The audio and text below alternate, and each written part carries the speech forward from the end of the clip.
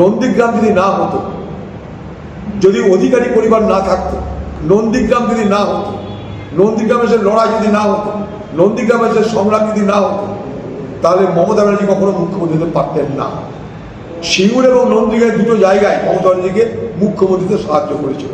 আর সেদিনকার নন্দীগ্রামের যে লড়াই, সেই লড়াই অধিকার পরিবার যেভাবে সেই লড়াইয়ের নেতৃত্ব দিয়েছিল বাংলা মানুষ হিসেবে আমরা জানি। আমি যখন মুখ্যমন্ত্রী ক্ষমতায় তখন এই কথা বলেছিলাম যে আপনার তো উচিত অধিকার পরিবারের প্রতি আপনার কৃতজ্ঞ থাকা। আমি কিন্তু সেদিনও বলেছিলাম, আজও বলছি। কিন্তু সেদিন যারা মমতা ব্যানার্জিকে মমতা ব্যানার্জি বানিয়েছিল, আজকে তাদের কাছে বাংলা মানুষ আশা করবে যে আপনারা সকলের মুখ্যমন্ত্রী হবেন, কারণ কথা দিয়েছেন আপনি। অতএব বাংলা মানুষ এটা জিজ্ঞেস করবেই, আপনি সকলের মুখ্যমন্ত্রী হন, এই বাংলায় সকলের মঙ্গল করুন। হাতে কুমড়ো দড়ি বেঁধে রাস্তায় ঘোরানো হচ্ছে, দ্রুত পেটা করা হচ্ছে। দেখুন, কোমরে দড়ি বেঁধে পুলিশ ঘোরাচ্ছে, এটা আমার মনে হয় এটা আরেক ধরনের অভদ্রতা করছে।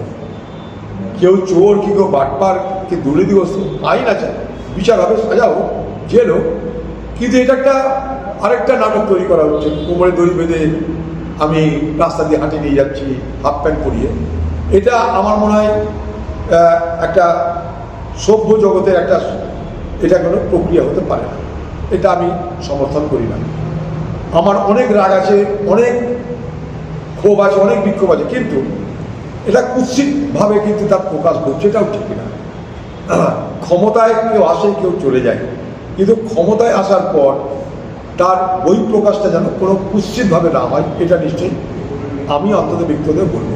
কারণ কোমরে দড়ি পরিয়ে অপরাধ থাকতেই পারে, অপরাধ তো অবশ্যই করেছে, অপরাধ করেছে, অন্যায় করেছে, দুর্নীতি করেছে, মানুষ তাড়িয়ে দিয়েছে, তার জন্য তাদেরকে বিচার হোক, বিচার হোক, আইনি ব্যবস্থা হোক, তাদের জেল হোক, সাজা হোক, ফাঁসি হোক, সেগুলো ঠিক আছে।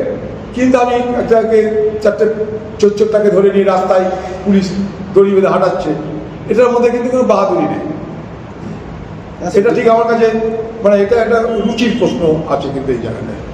সরকার আসার পরে দিয়েছে, কিন্তু এখন যা ক্রাইটেরিয়া তাদের দেখা যাচ্ছে যে 12 পাতার ফর্ম ফিল আপ করতে হচ্ছে, এবং তার মধ্যে এমন এমন ক্রাইটেরিয়া আছে অনেক মানুষই পাবেন না। আমি তো কালকে কথা বলেছি যে ভোট যখন তখন গাজর দেখানো হয়, ভোটের সময় গাজর দেখানো হলো অন্নপূর্ণা,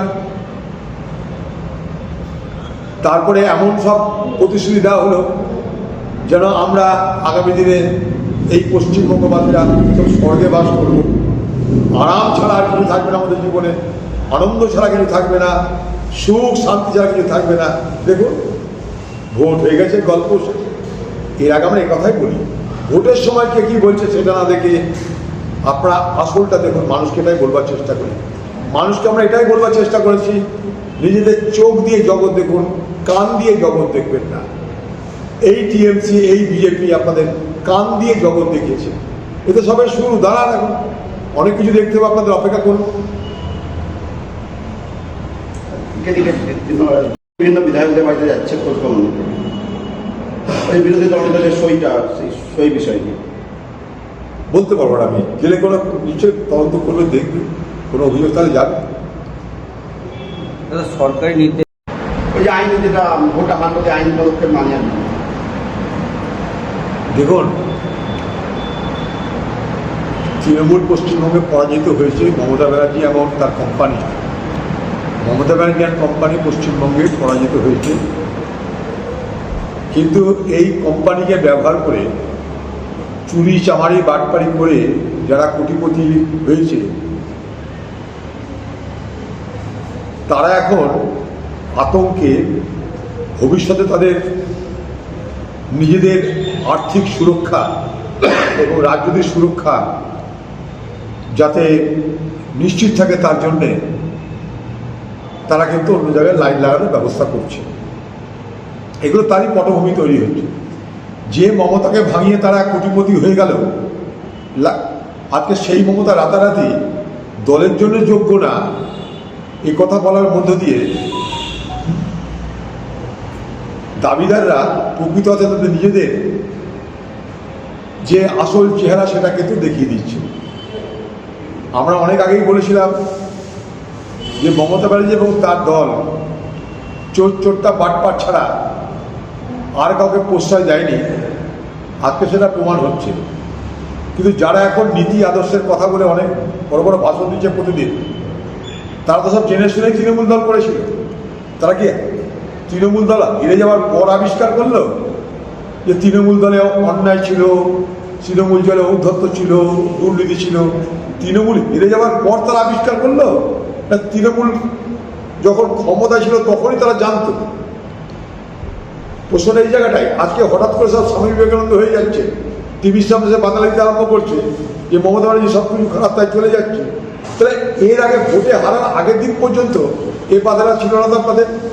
এগুলো সব হচ্ছে এরকম মানে কপট, এগুলো সব হচ্ছে ভণ্ড মাল, পচা মাল। এগুলোর বাজারে কোনো দাম নাই। এগুলো সেই মমতা ব্যানার্জি সেই তৃণমূল ভাঙিয়ে খেয়েছে, পড়েছে, বড় হয়েছে। এখন বাজার খারাপ, দিদি সব পালাও, এই তো লাইন। এবং বার্তা দিচ্ছে কোথায়? যারা আজকে ক্ষমতায় তাদেরকে যে বার্তা দিচ্ছে যে দেখুন আমরা কিন্তু মমতা ব্যানার্জিকে ছেড়ে দিচ্ছি, আপনারা আমাদের দেখবেন, এই তো আসল কথা। মমতাকে ছাড়ছি, দয়া করে দেখবেন, এই বার্তাটা দেওয়ার ব্যবস্থা করছে সংবাদ মাধ্যমের সামনে। সবাই জানতো, যারা বলছে সে কথা সেগুলোকেই জেলে ভরা আগে উচিত। সব কটা চোর, যারা বলছে তারাও চোর, যাদের বিরুদ্ধে বলছে তারাও চোর। চোরের কাণ্ড লণ্ডভণ্ড হচ্ছে। হঠাৎ করে সবাই সাধু হওয়ার চেষ্টা করছে। তা দিদিকে বলবো, দিদি আপনি একটা অনেক কবিতা লেখেন তো, সেই কবিতার মধ্যে একটা লাইন লিখতে পারেন, তুমি মহারাজ সাধু হলে আজ আমি আজ চোর বটে। সবাই এখন সাধু হয়ে গেল, দিদি খালি পড়ে থাকবে চোর হয়ে, আর খোকাবাবু পড়ে থাকবে চোর হয়ে। দিদি আক্ষেপ করে লিখতে পারেন এটা, তোমরা সব মহারাজ হয়ে গেলে, সাধু হয়ে গেলে, আর আমি চোর হয়ে গেলাম। দিদি হাজরার মোড়ে নিশ্চয়ই একটা গান আপনি গাইতে পারেন। তাহলে অন্নপূর্ণা ভান্ডার বলে বলে বলে বলে রাজ্য ডিপোর্ট করলো রাজ্য। ডিপোর্ট করলো কোথায় জানি না। ডিপোর্ট তো হবে বাংলাদেশে পাঠানোটা নিয়ে না, সরকার বলতে হবে কত ডিপোর্ট করছে, কত ডিলিট করছে, কত ডিলিট করছে। সংখ্যাটা আমি তো একটা দাবি করেছি যে আগামী দিনে ভারতবর্ষের সরকারকে, পশ্চিমবঙ্গের সরকারকে যৌথভাবে শ্বেত পত্রিকা প্রকাশ করতে হবে, হোয়াইট পেপার দাও। আমরা জানতে চাই, কারণ বাংলাদেশি বাংলাদেশি বাংলাদেশি, অনুপ্রবেশকারী অনুপ্রবেশকারী অনুপ্রবেশকারী, এই কথা শুনতে শুনতে আমরা সবাই জেনে গেছি। কিন্তু প্রকৃত তথ্যটা কি আছে আমাদের জানা নাই। কোনো অবৈধ অনুপ্রবেশকারী এই দেশে সুযোগ পাক আমরা কেউ চাইব না, কেউ আমরা চাইব না। কিন্তু যতটা বলা হচ্ছে তার পরিপ্রেক্ষিতে কতটা প্রকৃত অবস্থা সেটা নিশ্চয়ই আমাদের জানার অধিকার আছে। যাদেরকে ওই ক্যাম্পে ঢুকিয়ে দেওয়া হচ্ছে তাদের তো তদন্ত হচ্ছে, তারা তো দেখবে যে প্রকৃত অর্থে তাদের পরিচয় যেটা দিয়েছে যে পরিচয়টা ঠিক না বেঠিক। তারপর তো তাদেরকে পাঠাবে কি পাঠাবে সেটা পরের ব্যাপার। আগে সেই প্রক্রিয়াটা হোক। ঢুকিয়ে দেওয়া মানে ডিপোর্ট করা নয়, কাউকে আটক করা মানে তাকে দেশ থেকে তাড়িয়ে দেওয়া, বের করে দেওয়া নয়। আটক করে দেখছে তাদের তথ্য সঠিক না বেঠিক, তাদের দেওয়া তথ্য সঠিক না বেঠিক, তদন্ত হবে, তারপর তাদের উপরে ব্যবস্থা হবে। আমরা কেউই চাই না অবৈধ অনুপ্রবেশকারীরা থাক, কেউই চাই না। কিন্তু যেভাবে বলা হচ্ছে যে পশ্চিমবঙ্গের সমস্যা, ভারতবর্ষের সমস্যা শুধুমাত্র এই বাংলাদেশি বা অন্য দেশ থেকে আসা লোকেদের জন্য, এইটা আমরা ঠিক মানতে রাখি না। ভারতবর্ষে 144 কোটি জনসংখ্যা, মনে করলাম বাংলাদেশ থেকে হয়তো এসছে 50 লাখ, 1 লাখ, 1 কোটি, 2 কোটি। তারা গোটা ভারতবর্ষের অর্থনীতিকে কি শেষ করে দিল? না প্রকৃত আমাদের অর্থনীতি দুর্বল হচ্ছে। তারা কি আমাদের পেট্রোল ডিজেলের দাম বাড়িয়ে দিচ্ছে? তারা কি আমাদের রান্নার গ্যাসের দাম বাড়িয়ে দিচ্ছে? কোনটা? তো বৃহৎ পরিপ্রেক্ষিতে ব্যাপারটা দেখা দরকার। শুধু বাংলাদেশি ধরছি তাড়াচ্ছি এই হাওয়া তুলে বাকি সমস্যাগুলোতে চুপ করে যদি থাকে সরকার, তাহলে সেটা সরকার দায়িত্ব নিশ্চয়ই পালন হবে। তখন কিন্তু আমরা প্রতিবাদ করে প্রতিবাদে নাম। আরো ভালো ভালো খবর দেখতে সাবস্ক্রাইব করুন বাংলা হান্টের ইউটিউব চ্যানেল। বাংলা হান্টের আরো খবর দেখতে নজর রাখুন। বাংলা খবর মানেই বাংলা হান্ট।